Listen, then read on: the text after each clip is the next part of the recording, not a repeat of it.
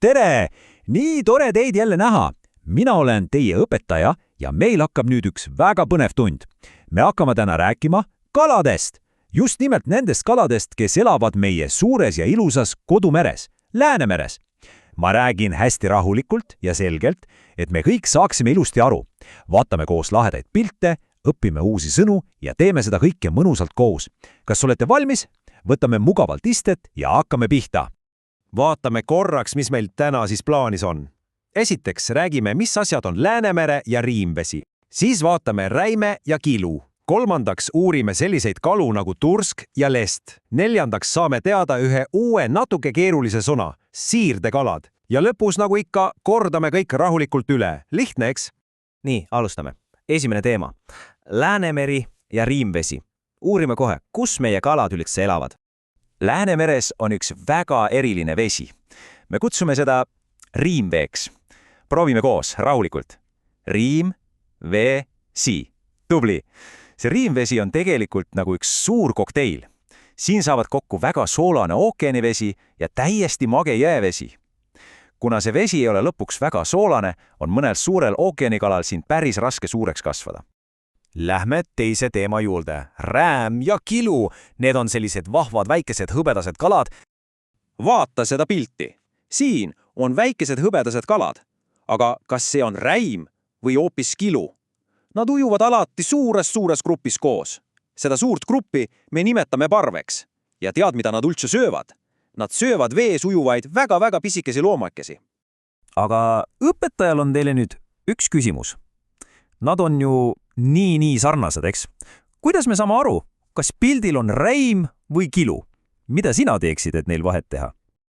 Tead, ma õpetan sulle ühe väga hea nippi. Kujuta ette, et sul on üks väike kala käes. Pane oma näpp õrnalt kala kõhu peale ja nüüd tõmba sõrmega mööda tema kõhtu. Kui kõht on täiesti sile, nagu klaas või peegel, siis on see räim. Aga kui sa tunned, et kõht on natukene kare, nagu liivapaber, siis on see kindlasti kilu. Jätame meelde, räim on sile, kilu on kare. See on üks väga lihtne ja hea reegel. Kolmas teema. Tursk ja lest. Nemad on sellised huvitavad merepõhjasukad.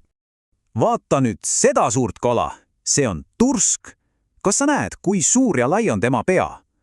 Tursk võib kasvada lausa 1 meetri pikkuseks.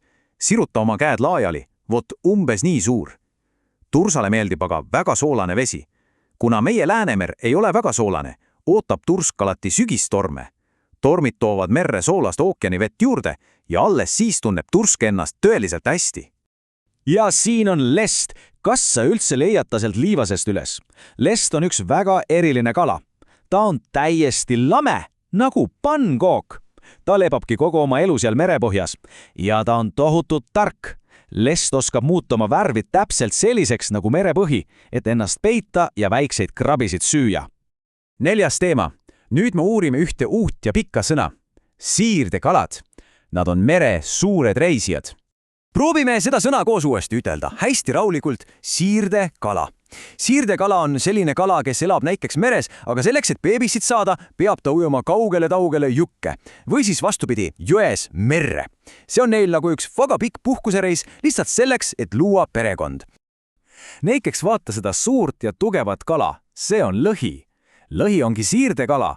Väike lõhi beebi sünnib joes ja alguses ta sööb seal putukaid, siis aga ujub ta sealt joest lälja suurde merre ja kasvab seal hästi suureks. Ja tead, mis on asja juures kõige ägedam? Kui ta on juba suur kala, oskab ta ujuda tagasi täpselt samasse jõkke, kus ta sündis. Kujutad ette, ta mäletab seda teed. Aga vaata seda looma. Ta ei näe ju ühtse kala moodi välja, eks ole. Ta on pigem nagu mingisugune pikk madu. Aga ei, see on täitsa kala. Tema nimi on angerias. Ja angeri elu on neist kõikidest vaated kõige põnevam. Vaatame samm-sammult, kuidas see angerias siis elab. Esimene samm. Suur ja täiskasvanu angerias elab siin, meie juures. Teine samm. Ta ujub väga kaugele ühte sooja merre. Selle mere nimi on Sargassomeri. Seal saab ta beebid. Ja kolmas samm. Kujuta nüüd ette. Need väikesed pisikesed peegid, keda kutsutakse vastseteks, nad ujuvad kogu selle tohutult pika maa ise tagasi meie Läänemerre. Siin kaardil sa näed selliseid rohelisi nooli.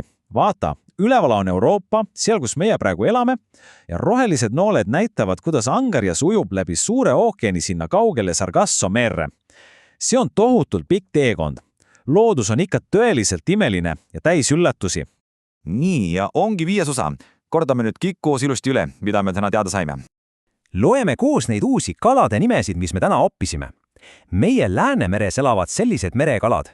Räim, kilu, tursk, lest ja lõhi. Väga tubli! Aga tead, sel päris ranna lähedal, kus vesi ei ole enam nii soolane, seal ujuvad ringi ka mageveekalad. Nemad on näiteks haug ja ahven. Osadele teistele mageveekaladel on aga isegi see vesi veel liiga soolane. Sa oled täna nii palju uusi nimesid õppinud, suur kiitus sulle! Ja ongi meie tänane kalades seletus läbi.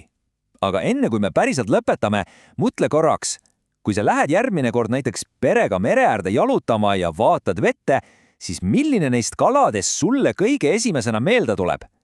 Kas see on ehk see naljakas lapik lest, kes peidab end liivas, või äkki pikk maamoodi angerjas või hoopis hõbedane kiluse kareda kõhuga? Mõtle selle peale ja räägi sellest kindlasti ka oma sõbrale või vanematele. Suur aitäh, et sa nii hoolega kuulasid ja koos minuga õppisid. Olge kõik tublid ja kohtumiseni juba järgmisel korral.